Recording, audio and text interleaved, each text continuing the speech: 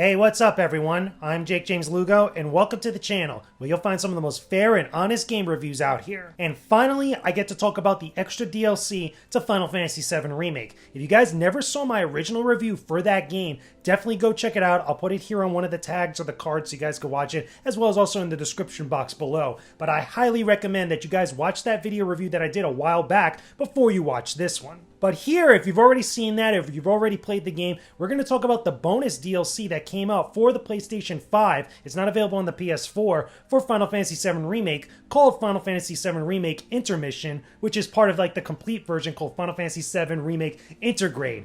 Long titles, I know, but it's a Square Enix thing, just roll with it. So sit back, relax, and let's talk a little bit more about this game, which I feel was one of the best games of 2020, but let's just dive right into this because there is a lot to unpack. If you watched my video review of Final Fantasy VII Remake, you'll know exactly how much I enjoyed that game. So it was a given that would eventually cover the Intermission DLC, which is part of the PlayStation 5 version of the game called Final Fantasy VII Remake Intergrade.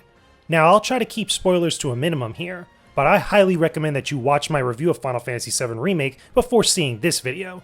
You'll thank me for it later. Anyway, what's up with this DLC and what is the story about? The Intergrade content, or episode Intermission as it's known, focuses on everyone's favorite Wutai ninja Yuffie Kisaragi. While she doesn't come across paths with any of the main cast from Final Fantasy Remake just yet, the events of this DLC do coincide with a few certain moments in the original game. Specifically the time when Cloud is separated from Tifa and Barret, and just before Tifa makes her way over to Don Corneo's mansion in Wall Market. That aside, Yuffie's story takes her on a mission to steal a secret materia from Shinra, while working alongside a subset of members from the group known as Avalanche. She meets up with a Wutai partner named Sonon, and the two of them set out to complete her mission. But as you would expect, things don't go according to plan and hijinks ensue as the shadow of Shinra starts to engulf Midgard in events that put everyone in danger. If you're part of Operation Down in One, I take it back. I am there next time you go. Don't worry, I can do adult stuff just fine. Well, I don't even know where to begin with all of that. But I do know I haven't heard of Operation Down in One. At any rate, I'm looking forward to working with you, boss.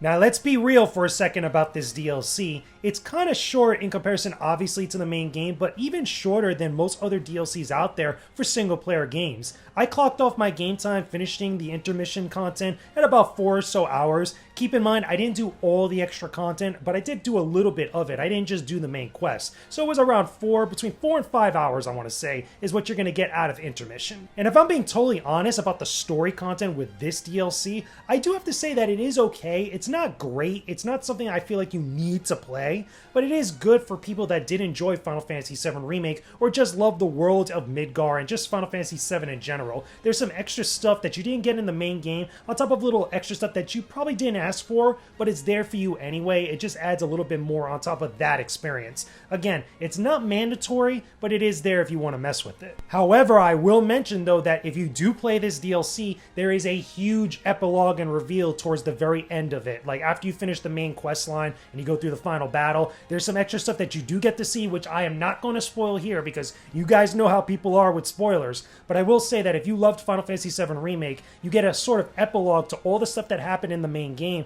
with a little bit of extra stuff leading right into whatever part 2 for Final Fantasy VII Remake is going to be. There's a couple other big revelations and some extra answers that offer more questions to the ending of that game. It's just pretty wild, whatever direction they're going to go with this series. It's just insane, especially if you're such a purist of Final Fantasy VII. You might not like some of the direction that they're going to go with here, but there is some big stuff that happens that you will definitely get a kick out of when you finally see it at the end of this DLC. Okay, story stuff and everything else put to the side, right? Let's talk about the gameplay, which is more Final Fantasy VII Remake, but what is it about this DLC that really stands out, especially since we're playing with another one of the main cast from Final Fantasy VII, even though the timeline and stuff is kind of all mixed around and such?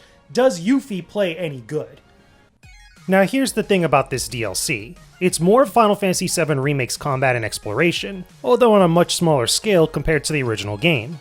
However, that doesn't mean that it's necessarily a bad thing or too much of a deviation from what we had before. You take control of Yuffie and eventually have Sonon join her party. However, you cannot control Sonon at all either on the battlefield or in the field. This is a bummer since you could take control of everybody else in the main party in the main game, so unless there's some metatextual meaning behind this, it feels like just a misstep. However, Yuffie and Sonon fight together in battles, and you can issue orders to him as well, such as casting magic or using abilities.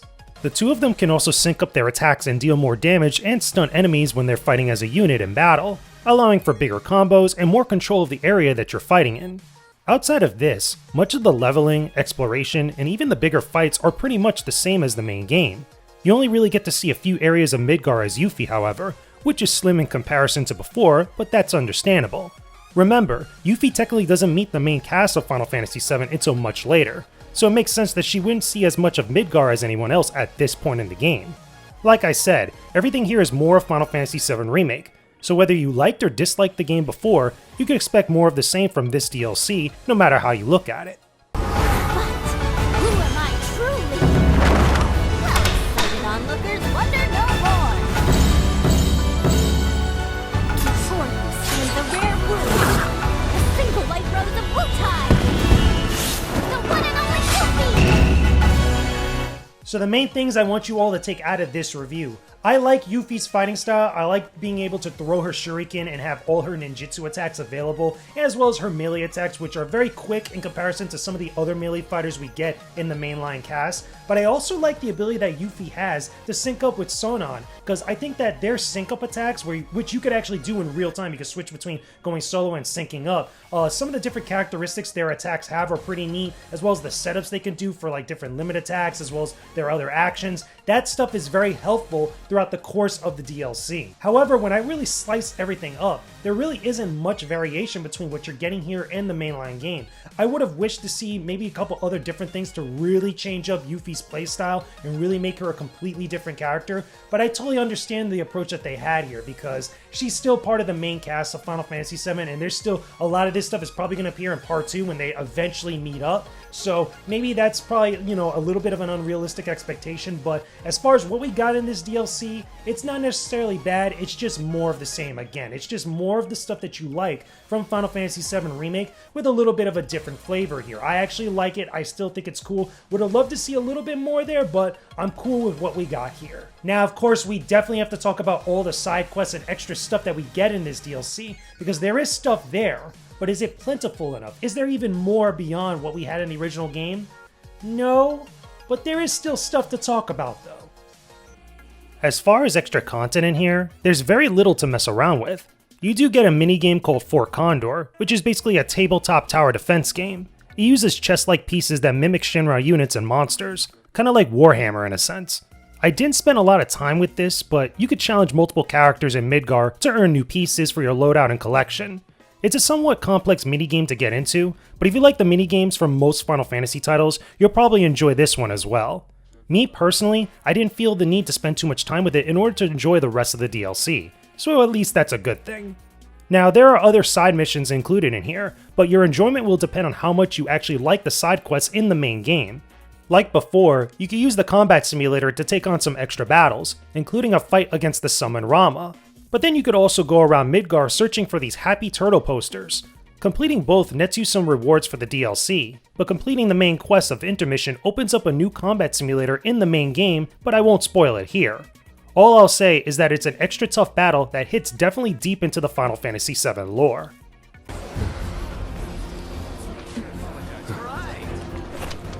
All aboard! So unlike when I first played through Final Fantasy VII Remake, I didn't feel a need to go through all the side content that is in this DLC. I mean, it's there if you want to engage with it, which is exactly what side content is supposed to do, but I would have loved to at least have something there enticing enough to make me want to play through all that content in my first playthrough. I mean, the rewards that you get for finishing stuff like the combat simulator, the Fort Condor stuff, and all the other like little side quests you can do, all that is great. I mean, you get extra content as far as like weapons, you get the summon Rama, you get all these other little things, and Fort Condor collecting all the pieces is kind of fun when you think about it. But it's not necessarily something that is like a complete mandatory thing you need to do, any of that stuff, in order to complete the mainline quest, which I'm totally fine with, I totally get it, but still, I wish that there was maybe just a little bit more there for me personally to make me want to complete all that stuff the first time, rather than go back in a second playthrough or much later on in order to complete all that stuff. So when I break everything down, can I recommend that you all play Final Fantasy VII Remake's Intermission DLC? I think that if you've already enjoyed the main game, chances are you've already picked this up. The bigger question, however, is should you get the game again on PlayStation 5 just for this DLC? I feel that's a bit extreme for now, so I would honestly say no. As of the making of this review, Final Fantasy VII Remake Intergrade is exclusively for the PlayStation 5, so the only way to play this content is to get it on there. If you don't have a PS5, then you're kinda out of luck. You'll have to wait to either see if you get the console or if Square Enix puts the DLC on the PS4. I think the DLC is good, but not that good that you need to purchase a whole new console for it. If you haven't already played Final Fantasy VII Remake just yet and have a PS5, then go ahead and pick this up along with the main game, because you're definitely getting a complete experience. I definitely think that everybody should play Final Fantasy VII Remake when they can, but you should do so at your own pace and when you're able to. There's no need to rush here. Don't think I can do this alone. The amazing Yuffie wants you! Join her team and the sky's the limit! And there you have it, everyone. Those are my overall thoughts about the INTERMission DLC for Final Fantasy VII Remake, also known as Final Fantasy VII Remake Intergrade for the PlayStation 5. These long names, man, with Square Enix, they're absolutely nuts every time they do this thing, right? But the DLC I thought was pretty good. I enjoyed it as a fan of Final Fantasy VII Remake. I'm so glad I got to see pretty much this entire game to its like complete, like, you know, realized version, especially having seen it when it was first announced way back when in the day. But again, if you like Final Fantasy VII Remake, definitely check out this DLC. Don't pick up a brand new console just for this. Play it when you can, play it when you're actually able to do so. Just don't go nuts with it, okay? I'm just putting it out there, right? But of course, as always, with anything that I review on this channel, that's just my thoughts about the Final Fantasy VII Remake DLC. Again, I have to constantly say that, right? But let me know your own thoughts about this DLC down below in the comments section. Tell me, are you a big fan of Yuffie from Final Fantasy VII? Do you like any of the other new characters that we got to see in this DLC? What do you want to see from Final Fantasy VII Remake Part 2, the second part, or even the third part that they decide to do with this game? Whatever this direction this series is going to go in, talk to me about that stuff down below in the comments section.